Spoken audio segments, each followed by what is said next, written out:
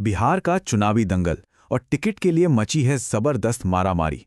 तो आज हम देखने वाले हैं कि महागठबंधन के अंदर आखिर चल क्या रहा है। वो कौन से विवाद हैं, कौन सी खींचतान है जिसने इस पूरे चुनाव को एकदम दिलचस्प बना दिया है। तो सबसे बड़ा सवाल यही है कि आखिर नॉमिनेशन की डेडलाइन से कुछ ही घंटे पहले क्यों उम्मीदवारों की लिस्ट आई। ये बहुत बड़ा सवाल है ना। और इसका जवाब वो महागठबंधन की पूरी स्ट्रैटेजी पर रोशनी डालता है। सोचिए, एक तरफ एनडीए अपनी पूरी बिसात बिछा चुका था और दूसरी तरफ महागठबंधन में कंफ्यूजन ही कंफ्यूजन। तो चलिए इस पहेली को सुलझाते हैं। तो आज हम क्या-क्या देखने वाले हैं। पहले बात करेंगे कि लिस्ट में इतनी देरी क्यों हुई। फिर देखेंगे मुस्लिम टिकट का क्या हुआ, गठबंधन के अंदर की लड़ाइयों को समझेंगे, दोनों गठबंधनों की स्ट्रैटेजी में क्या फर्क है ये जानेंगे, और आखिर में दल बदलुओं का क्या हश्र हुआ उसकी कहानी सुनेंगे। तो चलिए शुरू करते हैं पहले पॉइंट से, यानी आखिरी मिनट की लिस्ट का संघर्ष। यहीं से आपको दोनों गठबंधनों की तैयारी का फर्क साफ साफ दिखने लगेगा। अब जरा इस टाइमलाइन पर नजर डालिए। एनडीए ने डेडलाइन से एक हफ्ता पहले अपने सारे पत्ते खोल दिए, लिस्ट जारी कर दी। और महागठबंधन, अरे वो तो आखिरी कुछ घंटों तक लिस्ट फाइनल करते रहे। सोचिए, 20 अक्टूबर को नॉमिनेशन की डेडलाइन है और आप अपने कैंडिडेट को कुछ घंटे पहले बता रहे हैं 11 नवंबर को वोटिंग है। इतने कम टाइम में कोई तैयारी कैसे करेगा। ये तो किसी भी कैंडिडेट के लिए एक बहुत बहुत बड़ी चुनौती है। चलिए अब आते हैं उस मुद्दे पर जिसने सबसे ज्यादा सुर्खियां बटोरी, घटते मुस्लिम टिकट। सवाल ये उठ रहा है कि क्या महागठबंधन ने अपने सबसे पक्के पारंपरिक मुस्लिम वोट बैंक को ही नजरअंदाज कर दिया। चलो देखते हैं कि आंकड़े क्या कहते हैं। ये देखिए, आंकड़े बिल्कुल साफ हैं। 2020 के चुनाव में 32 मुस्लिम उम्मीदवार थे महागठबंधन की तरफ से, और इस बार ये संख्या 30 से भी कम हो गई। ये कोई छोटा मोटा बदलाव नहीं है, इसके बहुत गहरे राजनीतिक मायने हैं। तो चलिए इसे और थोड़ा खोद कर देखते हैं। आरजेडी, जो पार्टी मुस्लिम वोटों पर इतनी ज्यादा निर्भर करती है, उसने 143 सीटों में से सिर्फ 17 टिकट मुसलमानों को दिए। कांग्रेस का हाल भी कुछ खास अलग नहीं है। और मजे की बात देखिए, एनडीए की जेडीयू ने भी 4 मुस्लिम उम्मीदवार मैदान में उतार दिए, जबकि बीजेपी ने तो खैर इस कम्युनिटी से पूरी तरह दूरी बना रखी है। आरजेडी की पूरी पॉलिटिक्स का आधार क्या है? MY इक्वेशन, यानी मुस्लिम यादव।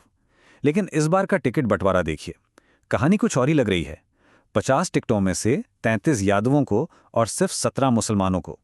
मतलब यादवों को लगभग 2 गुने टिकट मिले। तो सवाल तो उठेगा ही, क्या आरजेडी अपनी कोर स्ट्रैटेजी ही बदल रही है? अब जाहिर सी बात है, जब टिकट बंटवारे की प्रोसेस इतनी केओटिक हो, इतनी अव्यवस्थित हो, तो अंदर झगड़े तो होंगे ही। तो चलिए अब देखते हैं कि गठबंधन के अंदर ये खींचतान और झगड़े कैसे खुलकर सामने आए। एक कहानी है मोहम्मद कामरान की। गोविंदपुर से आरजेडी के सिटिंग एमएलए थे और उनका टिकट काट दिया गया।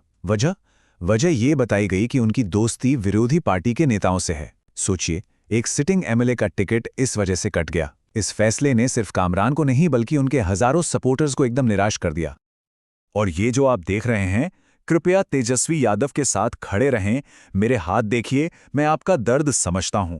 ये एक सपोर्टर की आवाज है जो गुस्से से भरी भीड़ को शांत करने की कोशिश कर रहा है।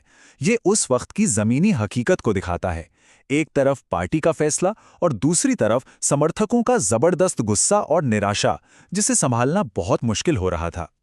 और ये लड़ाई सिर्फ पार्टी के अंदर नहीं थी, ये गठबंधन के पार्टनर्स के बीच भी थी। पालनपुर सीट पर कांग्रेस और आरजेडी दोनों ही आमने सामने आ गए। कांग्रेस ने अपना कैंडिडेट उतारा, लेकिन आरजेडी ने भी अपना दावा ठोक दिया। और आखिर में क्या हुआ? कांग्रेस को पीछे हटना पड़ा, अपने कैंडिडेट को दूसरी सीट पर शिफ्ट करना पड़ा। इससे साफ पता चलता है कि इस गठबंधन में असली बॉस कौन है। तो इन सारी घटनाओं से ना, दो बिल्कुल अलग अलग चुनावी रणनीतियों की तस्वीर एकदम साफ हो जाती है। एक तरफ है केओस और दूसरी तरफ है कैलकुलेटेड प्लानिंग, अव्यवस्था बनाम सोची समझी योजना। जरा इस फर्क को देखिए।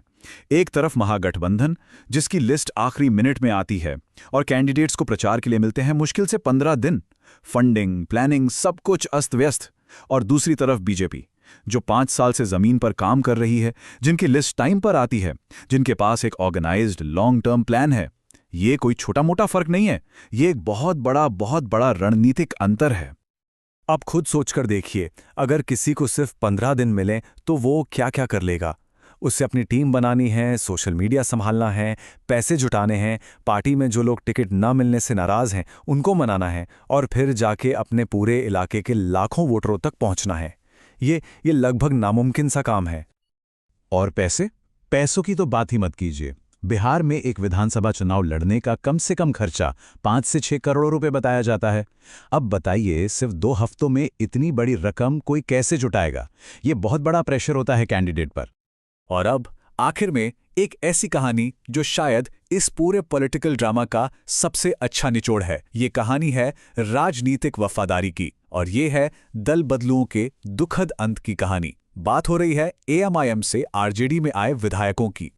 तो हुआ ये कि 2022 में एआईएमआईएम के 4 विधायक अपनी पार्टी को छोड़कर आरजेडी में शामिल हो गए। उम्मीद यही थी कि आरजेडी उन्हें टिकट देकर नवाजेगी, लेकिन हुआ इसका ठीक उल्टा। उन 4 में से 3 विधायकों का टिकट आरजेडी ने काट दिया। जी हां, 3 का टिकट कट गया। ये एक बहुत बड़ा पॉलिटिकल मैसेज था। तो सवाल है, आरजेडी ने ऐसा क्यों किया? हुआ ये कि पार्टी ने अपने इंटरनल सर्वे करवाए और उन सर्वे में एक बात साफ होकर आई कि जनता इन नेताओं को गद्दार मान रही थी। लोगों में उनके एएमआईएम छोड़ने को लेकर जबरदस्त गुस्सा था। पार्टी को लगा कि अगर इन्हें टिकट दिया तो ये सीट पक्का हारेंगे। बस इसी डर से उन्हें बाहर का रास्ता दिखा दिया गया। उन 4 में से सिर्फ एक, शहनवाज आलम, अपना टिकट बचाने में कामयाब हो पाए, लेकिन बाकी 3 का पॉलिटिकल फ्यूचर फिलहाल तो अधर में लटक गया है। ये दलबदल की राजनीति पर एक बहुत बड़ा सवालिया निशान है। तो आखिर में ये सवाल बचता है, गठबंधनों के इस खेल में, इस खींचतान में असली राजनीतिक कीमत कौन चुकाता है? क्या वो उम्मीदवार हैं, या फिर पार्टी, या आखिर में मतदाता? सोचने वाली बात है।